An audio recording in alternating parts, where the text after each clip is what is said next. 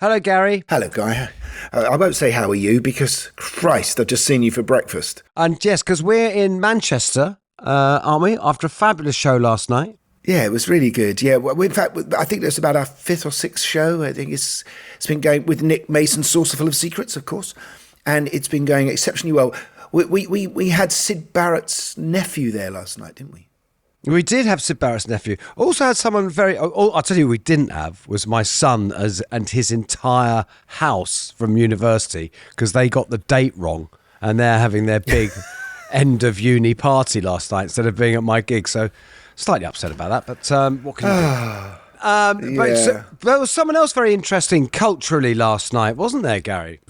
There was. There was this guy, lovely man called Carl Power. And I don't know if the people remember, but he's a prankster, right? So he's a retired prankster now, but he appeared in a Manchester United team photo when they were away in a Champions League match against Bayern Munich. But he appeared at the beginning on the pitch wearing the proper kit that they wear. And if you see the picture on the internet, you see, I don't think any of the team realise, maybe apart from one of them who's sort of looking at him oddly, but he also walked out onto the pitch at Lord's once in full whites carrying a bat. I think he ended up in an F1 pit. People got very sort of upset and arrested him probably, but if it was a British artist, he would have been seen as doing something wonderful. Well, I would say he was an absolute a situationist. This is literally the sort of people who inspired the likes of Malcolm McLaren and Jamie Reid, isn't it? Yeah, but apparently there was a nationwide manhunt out for him at one point. But I said to him last night, I said, you missed the trick. I said, when Guy and I and Nick Mason and the rest of the band lined up at the end for our bow, you should have been at the side of us bowing as well. Absolutely. So this is a kind of a little bit of a greatest hits while we're away. Touring, although we are going to be trying to do interviews with people as well. But just to keep you all happy, we've sort of, our producer Ben has edited together a sort of a list of people talking about life on the road, and I think we're going to start off with Neil Finn, aren't we, today? We are going to start with Neil Finn. Neil Finn, in fact, because that was a great bit of touring interviewing. We interviewed him when we were on the road. We were in Edinburgh. And I remember we were frantically running around the hotel trying to find anywhere with internet that worked. And then I ended up in a boardroom and my mains lead wouldn't reach the plug. And then I suddenly had this terrible thing where about 20 minutes in, my computer basically died. Yeah, well, I'm struggling to even deal with this internet in here now. But anyway, but Crowded House are back out on the road. They've got a new album. They've got a very sort of revolver-type cover of a drawing of the band, haven't they? But they are back out on the road, and I have heard with their new album, and I did hear their new single, and I thought it was excellent. Their songwriting is always amazing. Neil Finn is the man that McCartney says he aspires to, isn't he? Oh, really? Yeah. It's called Gravity Stairs, which is kind of what any stairs feel like when you're on the road. Yeah, I could do some anti-gravity stairs myself. So here's Neil, way back a few years ago. I mean, lyrics, obviously, I find that's the hardest thing to write with someone else. Oh, yeah. I think sitting down, writing music together can be easy, but it's deciding who's going to be honest in this situation, or if this is a tale you're both going to combine together. Is that harder with your son, to write about love, to write about fantasy? Oh, God, yeah. Yeah, I mean, if you were to be deliberate about it and to be conscious about it, yeah, it would be incredibly difficult. You could use it as a way to communicate with each other, though, can't you? You can kind of quite surreptitiously say things that you don't necessarily want to say out loud, yeah. Yeah, no, with the therapy, I think it's better to leave it in the abstract, I think, the therapy when it gets too specific. But, I mean, and I think my sons maybe have a similar approach to me with the lyric writing, and I don't know how it works for anybody else out there, but I have had quite a few seriously good writers say to me, the lyrics are the hard part. So I think it unites us, those of us who are not Bob Dylan, it unites us to have, that be the struggle. And I think it's worthy of a struggle, because even if your lyrics end up being of a pop idiom and kind of ones that just going to get people feeling good or thinking good thoughts without concentrating too much on the narrative, it's really important that they're up there, they're worthy.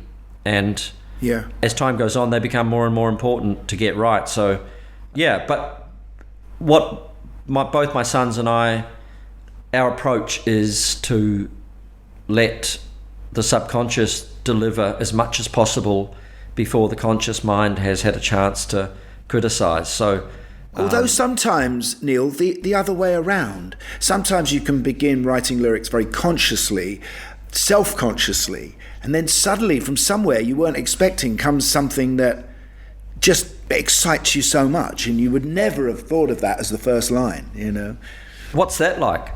No, I don't know. I'm sure that's true, and I probably have had a couple of moments where that's been true, but mostly for me, I get a piece of music that gets me going, like something that I get involved in, and I make a series of demos when I'm writing, and it was the same on a 4-track cassette recorder as it is now on Pro Tools, but I get more choices now on Pro Tools, but I just start humming away and singing sounds and phrases pop out, and then you get something that you can hang your idea around, and you go, okay, well, that's a good line, and so now that becomes the theme of the song. And then I don't really want to think about it too much. I kind of pop a few things out that feel like they're inhabiting the same space, maybe the same character singing them, and keep going on that front. I try and keep it as subconscious as I can for as long as I can. It's a puzzle though, and it's like you're aware that there's an element of skullduggery, and it could all go horribly wrong at some point,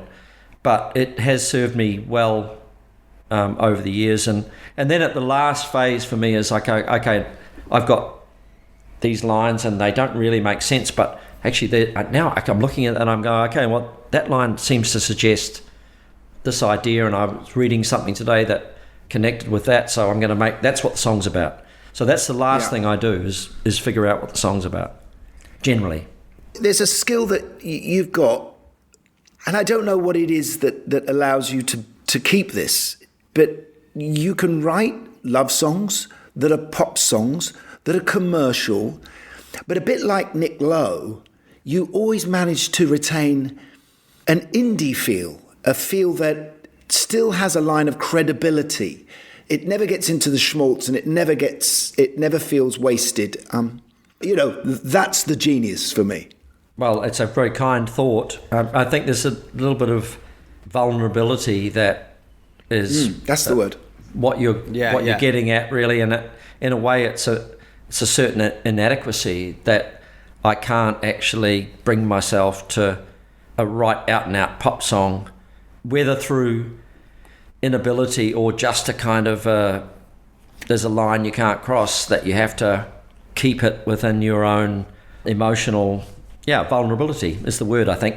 And often that means that the songs aren't terribly commercial. I've had a few really good successes over the years, but the fact of the matter is, like I've could say that I've had a lot of songs that I regard with as much affection as the ones that became successful, that weren't connecting with people at all. So that speaks to me of the idea that in order to write, you have to really be prepared to satisfy yourself and connect yourself with the most vulnerable part of yourself. And then it either works and other people get that and they empathize with that, or it just goes unnoticed, and that's okay. There's so many things competing for people's attention out there. You can't assume that what seems essential or incredibly important to you is going to be essential or incredibly important to anybody else. So, but I keep going because I'm compelled, and I find it more fascinating than I ever did. And but there's no formula to it, and I haven't figured it out. So, but I appreciate your kind thoughts. I really do. Not many bands can last more than 10 years, with the obvious exception of some rare people like Fleetwood Mac, who have somehow managed to last the distance for 50 years now, almost. And I don't know how that worked. Well, I should know, but I don't. Really. And, you're part of that story. Well, it seems like a dream, really, now. But but how they've managed to do that, I can't fathom, because it's really being in a band is and I'm sure you understand how that is, but it's a very intense relationship. Oh, fuck it, let's talk about it now, because Neil, it was so brilliant to see that Fleetwood Mac show and see you fronting it. Obviously you got a chance to do one of your own songs as well. We've had Mick on the show, and we've had Mike on the show as well. Mike Campbell. Yeah. I mean, what was extraordinary is it took two of you to replace Lindsay, really, didn't it? I mean, because Mike on guitar and you on vocals. Well, I think it was a smart move on their part and made perfect sense to me too, to not put one person in the role of seemingly replacing, a pivotal part of the Fleetwood Mac story. So, yeah, that was part of what made sense in the whole preamble of working out whether it was a good idea or not. The offer was obviously immensely flattering and lovely. Who thought of it? Was unexpected. Yes. How did it come about? Did you know them? We'd got to know Mick pretty well. We'd been hanging out a little bit, and he came down and played some drums on some tracks that Liam and I were working on. So, yeah, so there was a little friendship had developed there anyway. But, yeah, it was a wholly unexpected thing to get a call from Mick as I was about to go to a sound check for a gig I was doing. And he has a very roundabout way of explaining anything.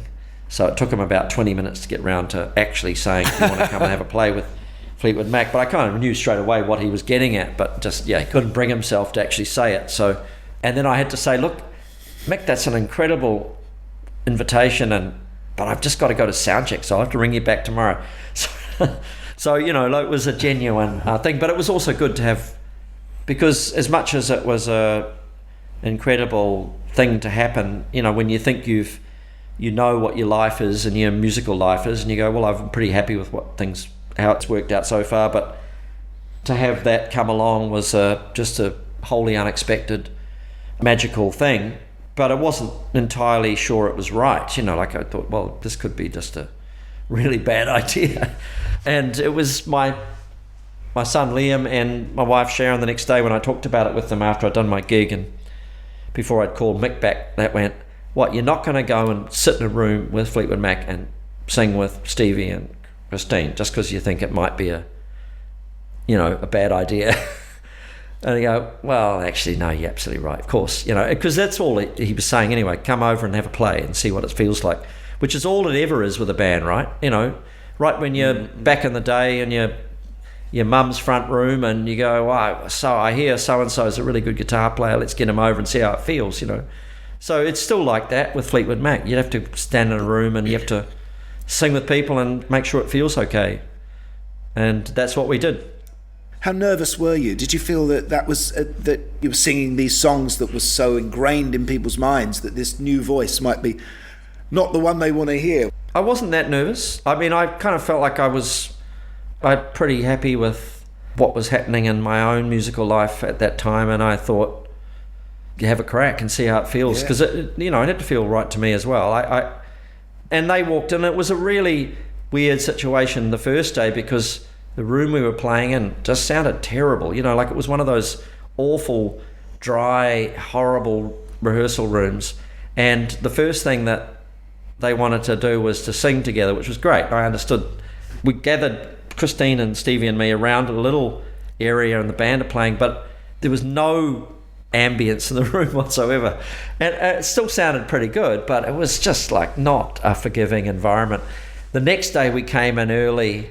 It was Mick's idea, and he's a smart guy, and that's the reason the band has lasted as long as it has, because he knows both instinctively and emotionally and intellectually what it takes to keep a band together, and he's fought hard and long to do that. So I give him incredible credit. He said, let's go in an hour early before the girls get here and get ourselves settled in, get the sound right, get the monitors working. And so we did, and we were all playing stuff, and Mike was there and it was sounding good, and I got my guitar sound, I got the monitors working. And so the next day they came in, we were singing as a band does through the monitors, and it was all set up right, and it just sounded fantastic. And the voices sounded good together, and I thought the blend is good, and I didn't know whether they, I could tell it was a good rehearsal, but I didn't know. They went out to dinner together that night, and Mick was really late back. I was staying with Mick at the time. He was really late, like midnight, 1 o'clock before he came back, and he'd had a few, and and he insisted on going upstairs and getting changed before he came down to tell me what the band thought. Oh God, eke it out. Yeah, fuck yeah. He's like, that's him. into his and then smoking jacket. And then he came down and said, yeah, no, everybody, it's unanimous, everyone. John, straight away, everyone. I've never been in that situation before in my life where I've actually passed the audition, and I've got to say, it was a lovely feeling. Now, one of our old favourites, of course, is the inimitable Brian Johnson. Yeah, who was the first lead singer I ever saw. I've said this before, but I saw him with Geordie and on stage at the London Palladium supporting Slade when I was 13 or 14. So he's my first, idea of what a rock singer should be was delivered to me by Brian Johnson. Although, Gary, don't you think there's something funny in that there's something actually incredibly showbiz rather than rock and roll about the first band you saw being at the London Palladium? I know. I was hoping on the Tiller Girls. But now I've got you. But Brian's always great fun. We bumped into him at rehearsals, didn't we? AC/DC were rehearsing down the road. That's right. And I still think, when I saw Angus wearing a schoolboy's uniform and he was actually only 17, it kind of made sense. Do you think it still makes sense now? I'm asking for a friend. Clearly. Yeah, well, also the fact that they're clearly sort of beautifully handmade sort of velvet shorts and stuff. It's an odd thing, isn't it? But you wouldn't know what to do if he turned up not wearing it. No, would you? Exactly. And his SG still looks fantastic. And basically, and I think we're going to, it's going to probably be a theme, but we're all looking back and it's all about nostalgia now, isn't it? Yeah, Bruce, everyone. And the fact that even Taylor Swift, with her, which is the gargantuan biggest tour ever, even her tour is the Eras tour. Even she's looking back. Oh, yeah, of course. Brian Johnson, here he is. What you have, I suppose Noddy has it as well, but you have it on millions and millions of records. You occupy that space that's way above the guitar. So when most bands, the singer's singing in the same register as the guitar. But with what you did in Geordie, and certainly what you do in AC/DC, is you're all living in very separate aural spaces. So you can hear the drums, the bass. Guitar is as clean as anything because your vocal is way away from it. Although I would say that it seems that after, because I've been listening to Geordie all afternoon, by the way. Great, fantastic bass playing, by the way. Great bass playing on that stuff. Yeah, really good. And but it seems to me that when you joined AC/DC, you jumped an octave. Well, that was what Langer in the studio. I didn't realize I could do that. Fucking hell. When we did House the Rising Sun with Geordie, that was about as high as I think I've ever sung in my life, And then when we were in the Bahamas with Mutt Lang, I realized straight away that this band, and Malcolm always said, he said, one of the reasons, when you came down and sang at the first time with us, I said to them, listen, they said, what do you want to sing about our songs? And I knew if I sang one of their songs, I'd be at a disadvantage immediately. And I said, Nutbush City Limits, Tina Turner. Mm-hmm. What? I said, yeah, let's do that one in the key of A. And they went, yeah, are you sure? I said, sure. So we did it. But they're Australian. They probably know if you meant A or E. Yeah. E. But anyway, and that's where it was. And Mal always said, he said it was straight away that we could tell that you could get above the guitars, which was very important, But it's interesting that we've jumped to this moment in time when you join AC/DC. But the story that I heard was that Bon Scott had seen you perform in Geordie. Yes, and he had already told Angus about this guy who he said collapses like Little Richard on stage. But apparently you collapsed in real life. Is that right? It was. I had appendicitis or something. That's right. And I was in agony. And it was, I kept singing it. And he was saying, by Christ, that's a great act. And of course, and but, it was funny. We struck up a bond in the space of an hour, and I never saw him again. That's incredible. The bus had broken down. There was ice on the streets of Torquay. It was so cold, and we had a little B&B place, and their bus they had was absolutely ice cold inside. It was like a fridge. It was dead, all the electrics and everything.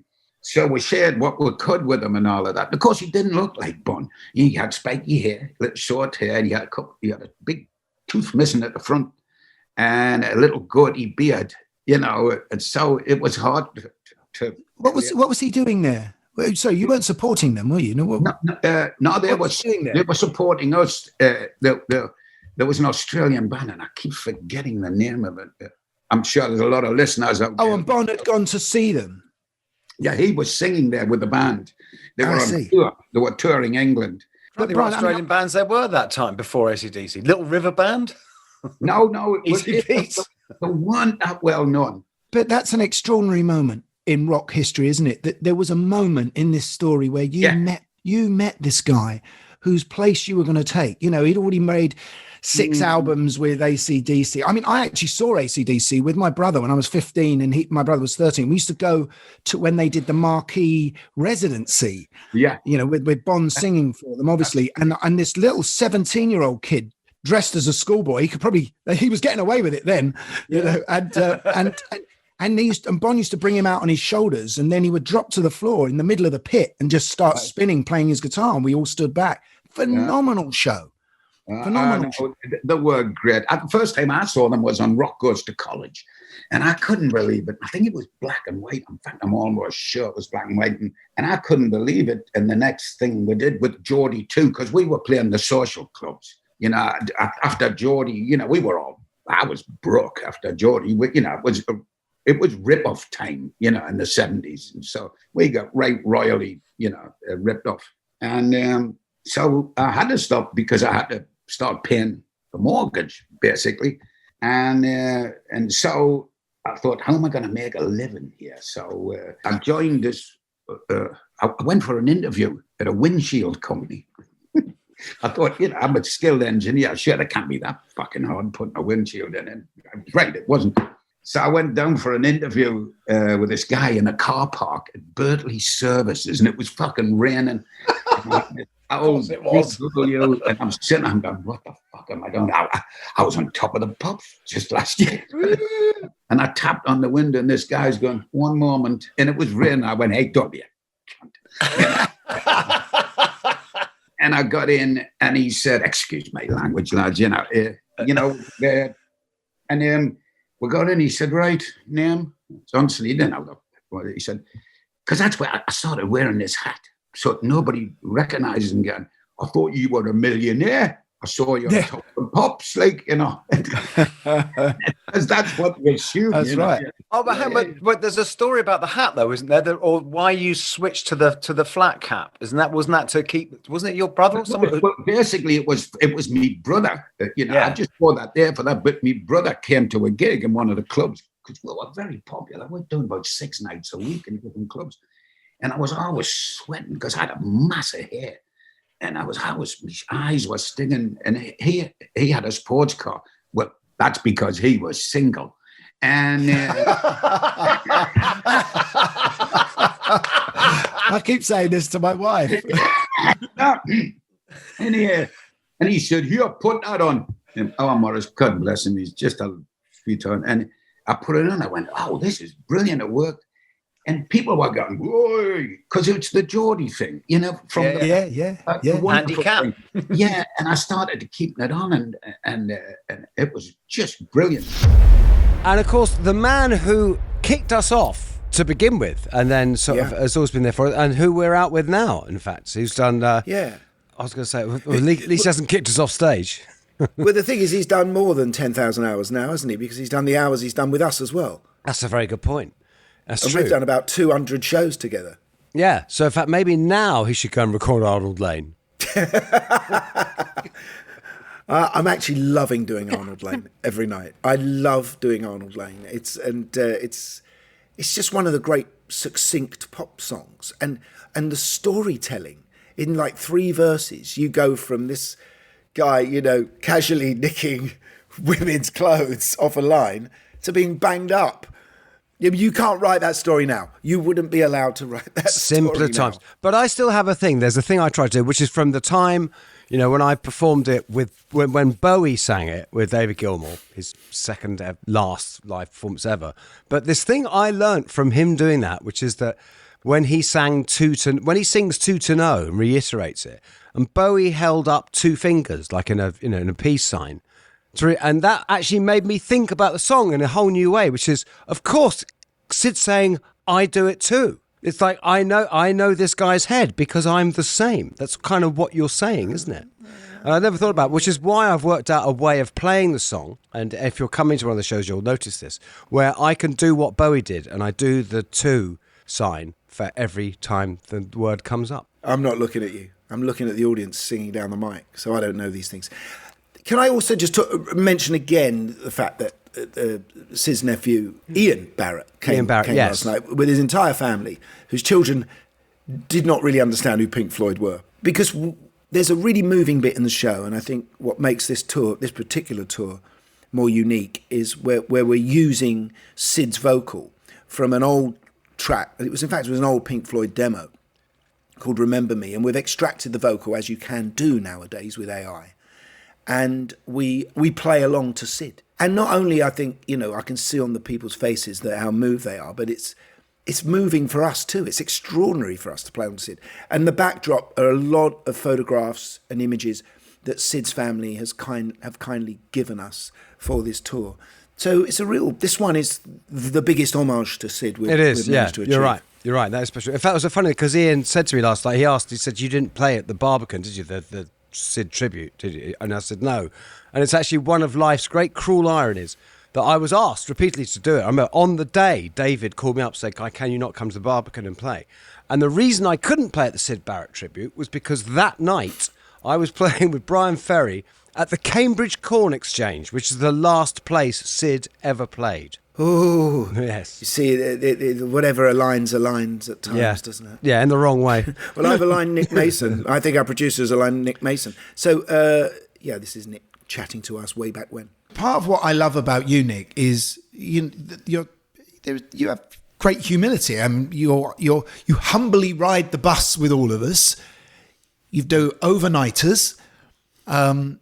It's been a difficult time. All our crew have been on hold. I mean, did you ever think that this would happen? Was there a time when you thought I might not be doing this anymore? Yeah, I did. I think when we went into lockdown in 2020 or 2021, and by then we were sort of cancelling the second attempt at an American tour or whatever. You just thought, well, maybe it's just not going to be possible to go out and play live anymore. You don't mind travelling in this style, cutting your cloth to suit these kind of venues? It's much more than that. I do it because I love doing it. Sounds a bit show busy, but no. But I'm wondering if there's an element, because obviously the touring I did with you in the past, Nick, was always, they weren't tours, they were campaigns. No, I mean, do you know what I mean? There are hundreds of people. It's literally like D-Day level organisation, and yes, there's intense luxury that goes with that and everything. But I'm wondering if there must be something quite nice about coming back to remembering what it is, which is showbiz. This is theatres full of people. It's so much more human. Yeah, I mean, of course, one misses some of the, the odd charter jet. And I have to say, when I went to the O2 a week or so ago to see Genesis, which was great, but driving in and seeing that fleet of giant trucks, I did think, I remember all that. That was nice. But actually, to get back in... Well, that's all catering anyway. Yeah. But let's just talk about that, because you were part of all of this guy, and you said it was like how did you describe it? A campaign? Yes, because that was a huge jump for Floyd, wasn't it? Going into that ended after Roger left, and doing that '87 tour, because everyone had thought that maybe Floyd wasn't going to be able to be as successful without Roger. Just give us a little sort of snapshot of family on the road and how you... Because, I mean, you were with your kids as well, weren't you? Well, not the not 94 so much as 94, not 87. 94. Well, the first lot were around. Yes, but for less time. I mean, did it take you by surprise that you could go out and do a tour that was? Yeah, I mean, we knew there was a risk factor. I mean, the big thing was that I hocked my car to fund the whole setup of the thing. Did you? Well, I certainly put it up later on. Yeah, later on, I was talking to Michael Cole about it, and he said, "Yeah, that was a funny one." That he said, I remember talking to the bank manager and saying, more recently, and saying about this business of putting the car up as collateral, and the bank manager said, "Yeah, I never really got that." He said, "It was Pink Floyd. It was fine." Because Pink Floyd never actually used to do big tour. I mean, you paid huge places, but you didn't do big tour. I mean, in fact, the Wall tour famously lost money because you just didn't do it. So the tour was incredibly ambitious in its scope, in that, yes, it was a huge show, but there were hundreds of them as well. Yeah, and that was completely new to me, to us, because we'd always done these sort of funny 3-week tours, and if we did more than that, we'd probably have a break for a month and then do another 3, and which was a terrible way of working, because the first week you spent sort of more or less getting the show working properly, because I don't remember doing production rehearsals until we more or less got to the gig, and so it was a completely new way of working, and I have to say I absolutely loved it, because for the first time we got things right instead of just getting through them. Because the problem with the 3-week tour, as I say, first week learning, second week really sort of settling into it, third week getting ready to go home. And why was the Wall so short? Why was it cut so? Because it was wildly expensive to put on, and we'd have just gone on spending on it, and the idea was to get on with making the movie and generally sort of developing it in other ways rather than taking it on a big tour. Yeah, there's an irony about Floyd having such a big entourage and touring in the way they did in 87 and 94, in that they were always seen as being quite humble, shoegazing at times, almost musicians. There wasn't, but of course, and then you brought this Herbert in, who's a proud guy who was dancing all over the stage. David had never seen me live. He didn't know that I jumped about, and so probably rather regretted it once they first saw me on stage. But I know, like, for instance, Scott Page, the sax player, was hard, but who is a fantastic sax player. Obviously, that played a big part. But it was, David said, partly he did want people who were going to, and same with Gary Wallace, who wanted people who were going to bring some visual attention. Also, there was a thing in terms of personalities that before you'd just been easily to be this sort of amorphous thing that is Pink Floyd. But because Roger was out forging his own career, it was like you suddenly had to make personalities of yourselves to some extent to differentiate between these two things. Yes, though I think what happened was we ended up with the Floyd themselves remaining static, with all these people gambling about in the shape of I mean, whatever you did was minor compared to what Gary and Gary Wallace. Yeah. But I think, unlike the Stones, which are probably the touring equivalent at the time, you were much more. I think you were trying to create an art piece as well, weren't you? Yeah, as I think I said earlier, that business of we didn't want film of us on stage, and frankly, however much jumping about there would be, when the size of auditoriums we were playing, you'd hardly see that compared to giant inflatables or the big round screen with the film on it, and the lights doing all sorts of trickery. Were there films of the musicians? No, never. No. The only thing is there was a couple of synced things. I said at the beginning of Dogs of War, there was a great bit of film where it rushes up to a pre-filmed thing of David, and he turns to the camera and says Dogs of War. And there was a thing that was never used, which was you in one of these days where Nick said, I don't know if that wasn't actually your house, it was some incredibly sumptuous, sort of very loose Jason King type apartment.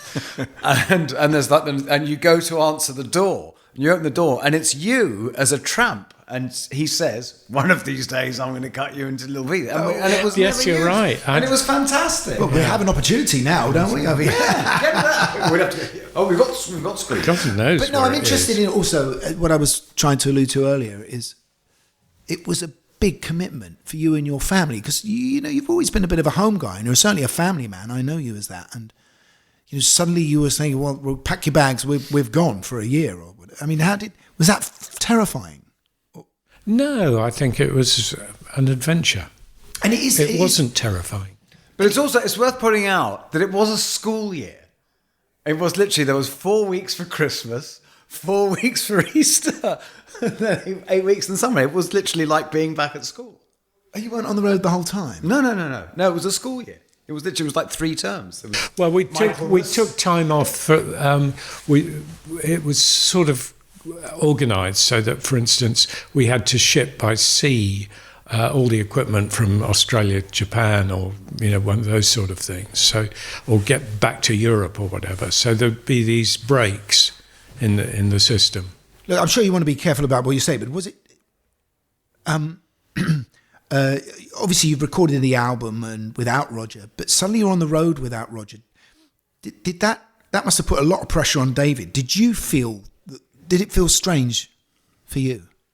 Yeah, but a bit. But as I say, the whole thing was so different to what we'd done in the past. It wasn't as though some items had changed; everything had changed, and the whole the way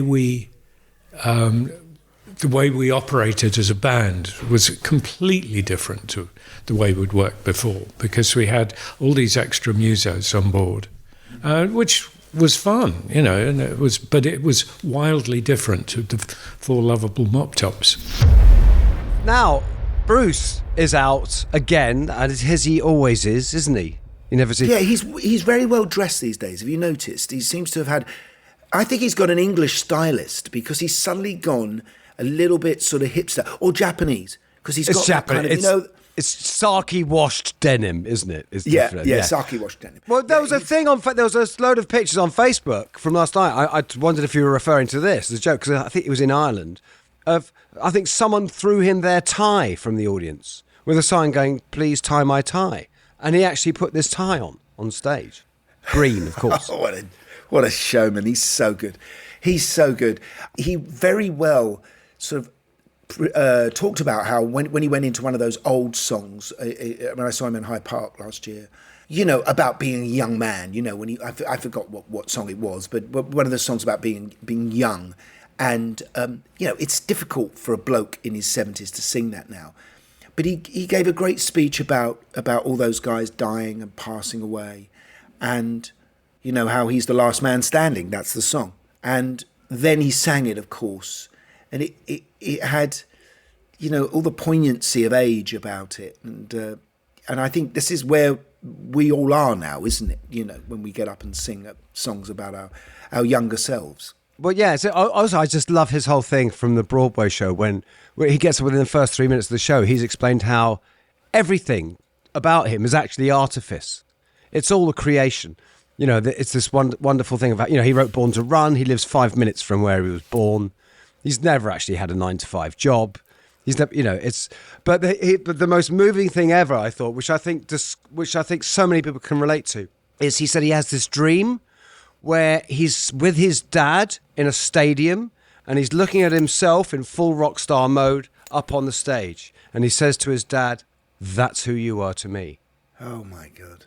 Yeah. Oh my God. I never knew that. That's choked me up. That's really very good. But we've not got Bruce on now. But we've never had Bruce.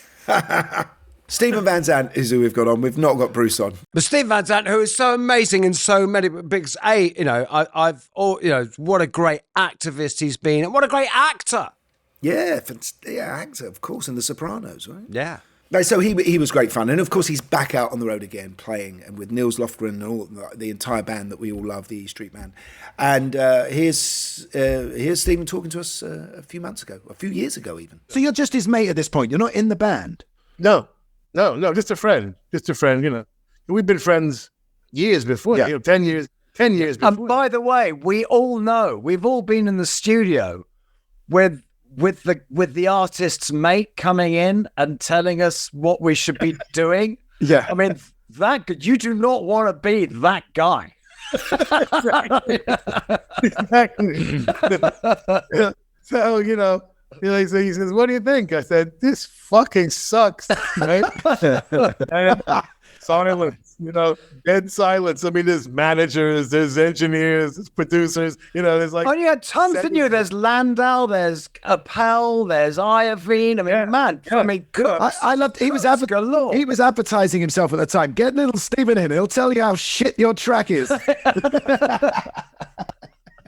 So he says, all right, then go in there and fucking fix it, you know? So I said, all right, I will, you know? And I went in there and I sang them some parts, and you know, they had a baritone, a tenor, and a trumpet, I think. It was the Breckers, wasn't it? Yeah, well, I didn't know it was the most famous. It's the fucking Brecker brothers. Yeah, I'm just going to go and tell the Brecker brothers what to do. Wow. And then Dave Sanborn, right? The Brecker brothers and Dave Sanborn, you know, the most famous players. So I sing them the parts, and hey, Miles, not like that. Who'd written the part before? No, but who'd written the part before? I don't know. I don't know. Somebody must have made some kind of chart, but we just redid it, and that's what you hear on the record. You know. Where did you learn that stuff, Steven? What was your in music? What was your background? Just from listening to records. You know, I don't read or write to this day. Yeah. You know, but I started arranging horns and strings. The very first production, I Don't Want to Go Home for the Jukes. Wow. Arranged all the horns and the strings. How do you arrange strings? You just go because you know, classically trained players, you can't, you know, they don't. How do you do that? You gotta have charts. But I get an orchestrator and I sing them the part. You know, right. And in the beginning, I would orchestrate as well. Through the years, you know, if I use the same guys over and over, I don't have to go through each single part. I can just sing the main melodies and, you know, and do a shortcut because they know how I want things orchestrated. If I hear something I don't like in terms of a voice thing, I'll change it, you know. But in the beginning, I was doing the voice things and everything, you know. Viola does this, the cello does that, and, you know, I was just making it up as I went, you know. I just, you know.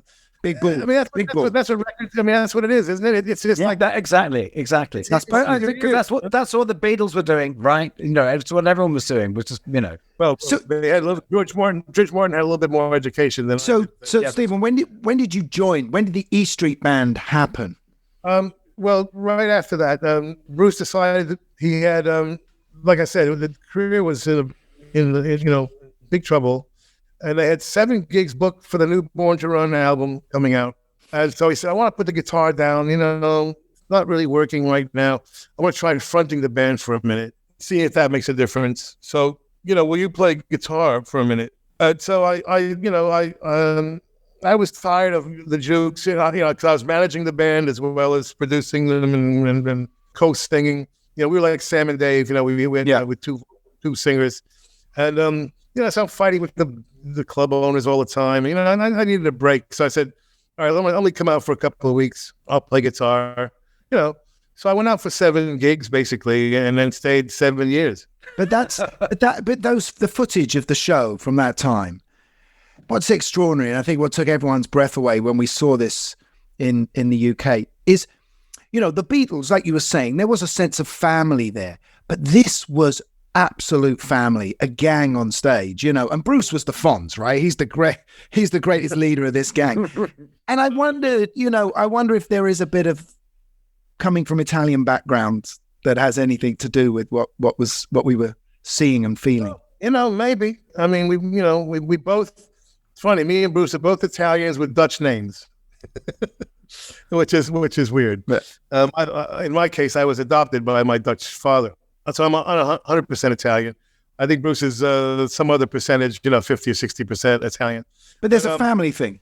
Yeah, I mean, that's my orientation personally. Even when I started making my solo records, I made sure the band was like a family. That's just my own personal thing. Bruce, I think, has it to some extent also. And although he has more of a natural inclination split down the middle of a band guy and a solo guy, he enjoys being the solo guy as well, which I never did really.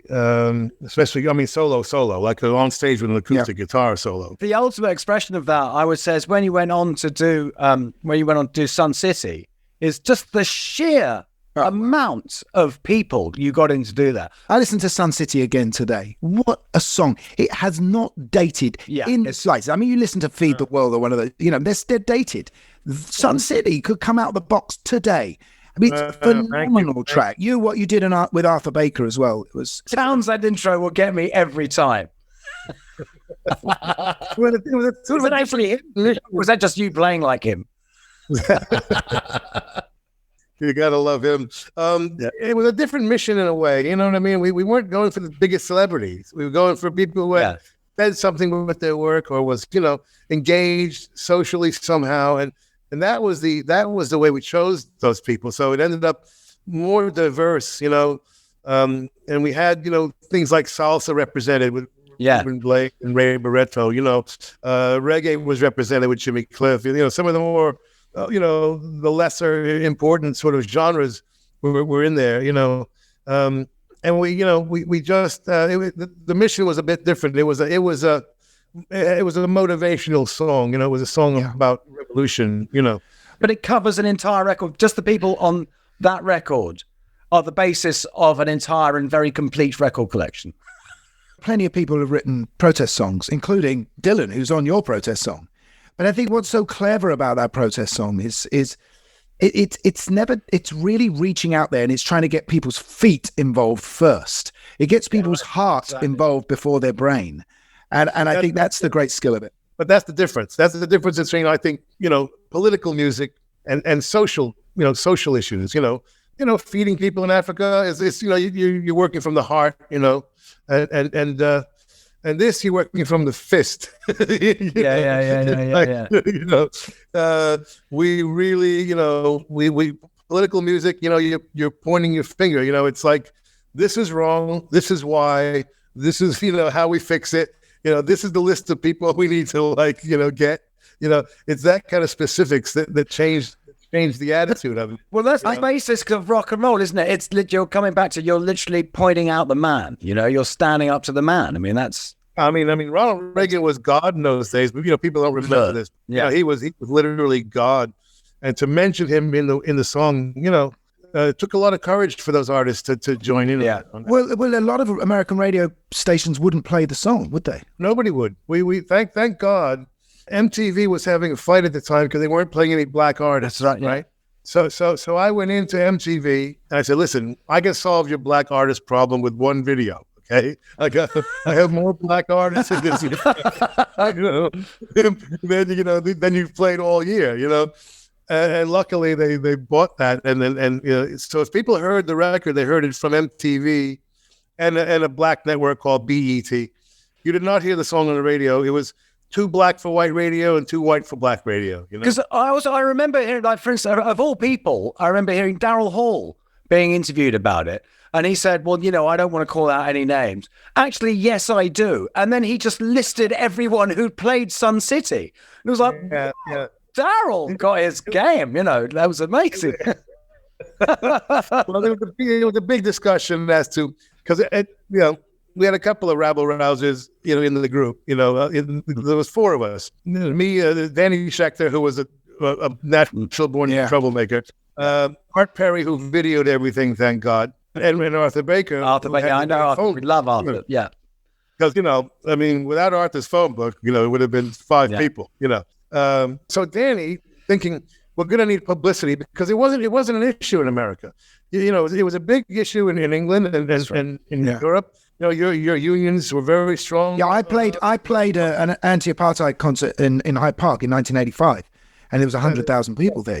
Still because of course you had Reagan, and of course we had Thatcher, who was having a big, massive love affair with Reagan, and we weren't applying sanctions to South Africa. So remember, so we were the bad guys too. No, it was the evil trinity of Reagan, Thatcher, and Kohl in Germany. Yeah.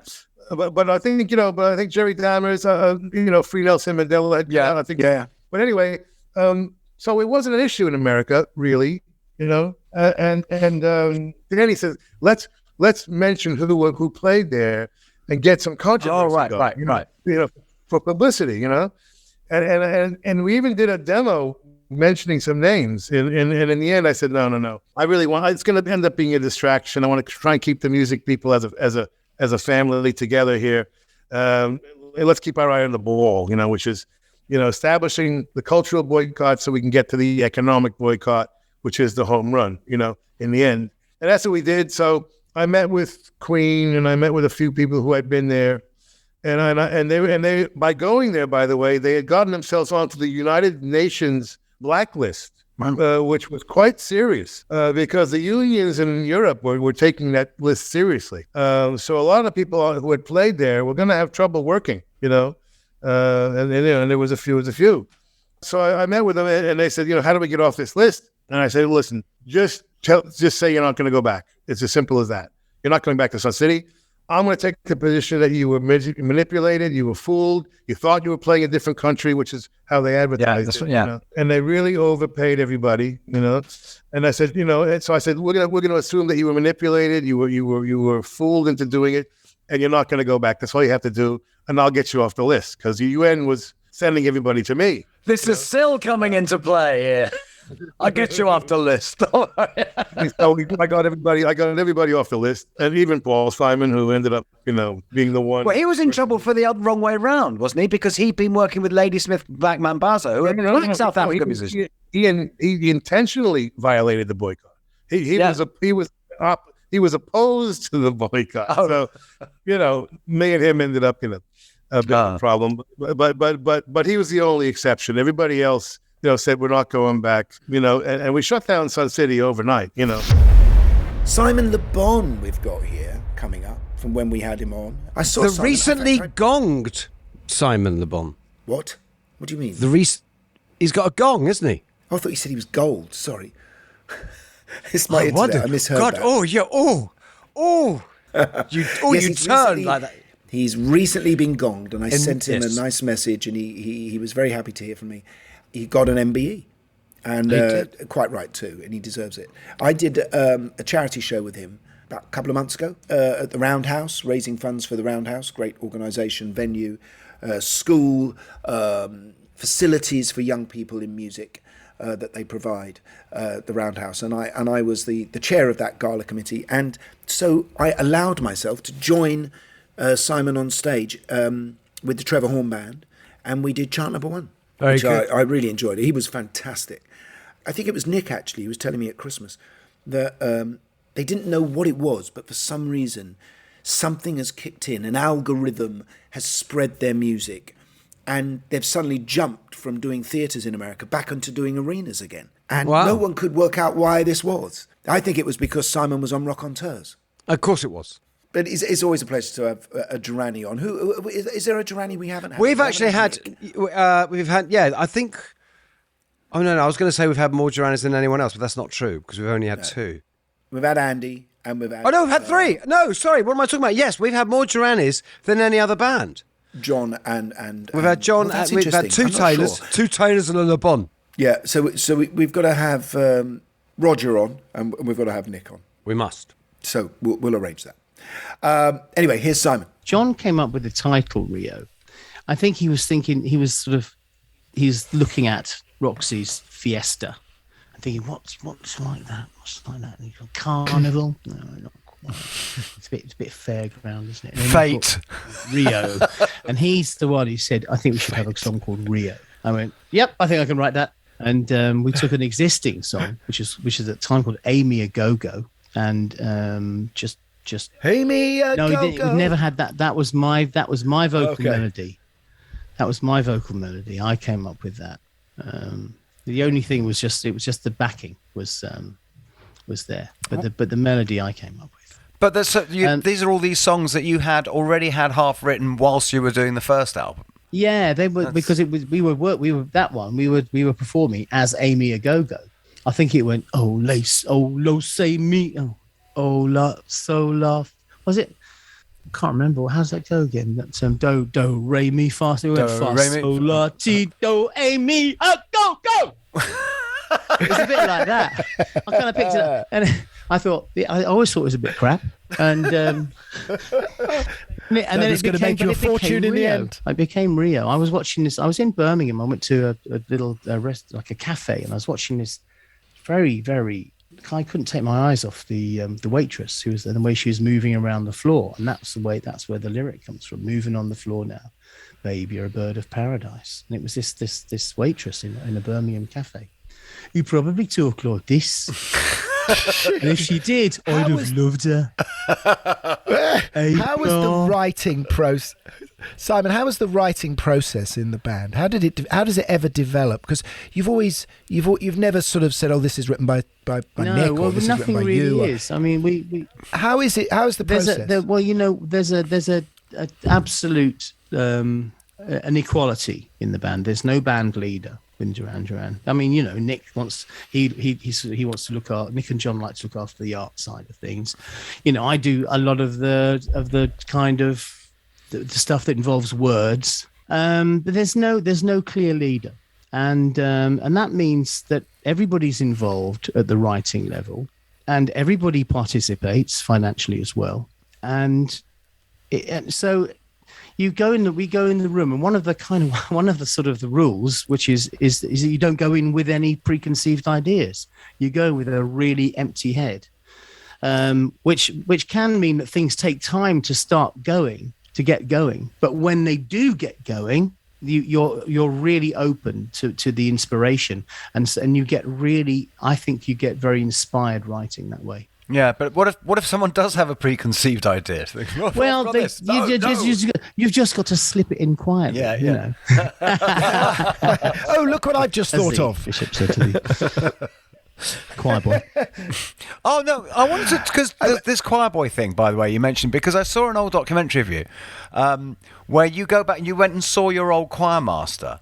Oh right, yes. And he played a recording of when you were in the choir, and you were so hard on yourself. It's unbelievable. It's like it's from oh no, oh, it's funny. There. No, I was thinking, mate, give yourself a break.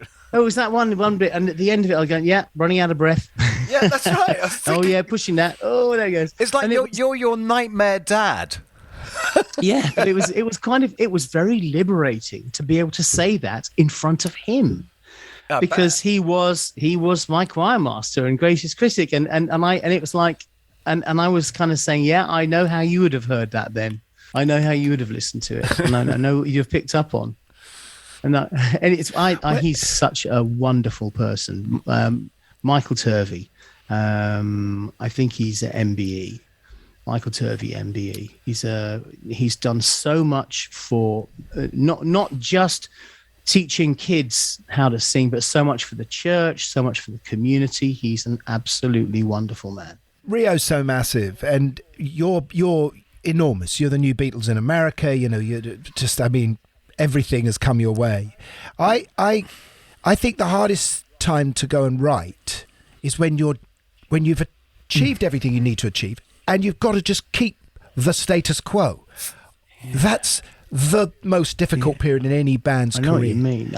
I think we do. You remember that? What we do is we close off all of that other stuff. We close off to the so-called success. We close off to all kind of ideas of celebrity and fame and what all that means, and we just go back to music and lyrics. But you did have quite a hard time on the next one, didn't you? That was Seven and the Ragged Tiger. Yeah, it? But the thing about us is that music comes to us very easily. Music, harmonic structures and melody, which is kind of my bit of it. That comes very easy. Words always take longer.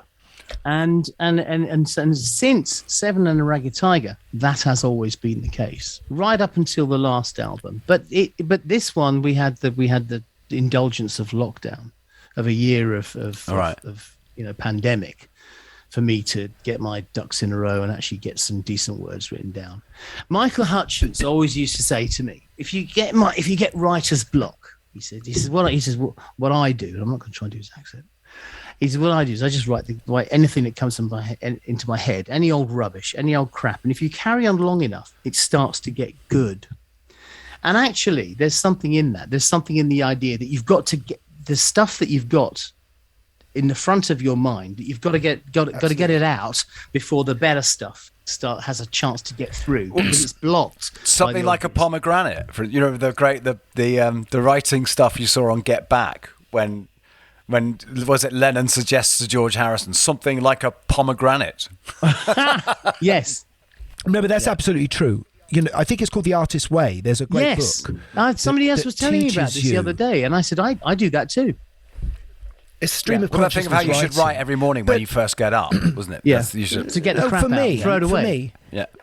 For me, writing lyrics is always, I know I have to work a little bit longer than I really want to. So, because at the beginning it is all front brain consciousness, and then to get into the best stuff, you've got to really work through all that before it starts to come out. Have you ever though taken what you see as a fully written lyric into the band and said, look, I'd really like to try and work with this idea of lyric? I've taken fully written songs into the band. I took Nightboat in. I took The Chauffeur in. But then they always get changed anyway, which is fair enough. Is that by the band or by you? I was just wondering, singers' lyrics are essentially your department. Do you have sort of a veto on that? Or on lyrics, yes, because it's my mouth that they have to come out of. Right, when we're recording and when we're on stage, more importantly. So I do say I can't see if there's somebody else comes up with words, which they don't all that much, to be honest with you. But Nick and John do have ideas lyrically, and sometimes they're something I'll be going, nah, I don't think so. But other times I go, wow, that's great. I like that. That's different. I'd have never come up with that idea myself, and that's what's nice. I don't really write much poetry. I do write little phrases and things, but I'm always thinking of songs. So it's I'm more likely to come in with a riff and a lyric than just a lyric on its own. Right. Let's talk about that period when you kind of all did your own thing for a bit, which I remember at the time thinking, what the fuck? Yeah. They're in Duran Duran. Why do they want to be in Arcadia in the power station? Well, it was Power Station started first. I think that had a lot to do with, that was very much, I think, Andy, his rock aspirations. And I think he and John was willing to go along with that with him. But I'm lazy, and I thought, I'll have a year off. I think I'll go and sail around the world. And then I got a call from Nick saying, we can't let them do this and not do anything ourselves. We'll have to do something, Charlie. I went, okay, all right then. So we went to Paris. Oh, we had a great time in Paris. Well, and you had again, you called in some great musicians. I know, extraordinary. Grace Jones, Herbie Hancock. Yeah, Dave Gilmour. A somewhat underused David Gilmour, I would have said on that. What do you mean on that record? Yeah. Oh, we only had him for a short while, and everything he played we used. Oh, okay. We didn't have him for the whole album. Like I said, we had some songs. He's on for like one or two songs, but even then, Mark Egan on bass. Yeah. I mean, that was extraordinary. He just come. And whose call was that? Who? Is this coming from you? Is it coming from you? Alex Sadkin. Oh, of course, because Alex was the producer. Phil Thornley came to begin with. He lasted 1 week, and he saw how things were going and how we were doing writing and recording, and he just disappeared one night. And it was like a Friday night, and he didn't come into the studio on Saturday. And then he left a note for Alex saying, I can see where this is going.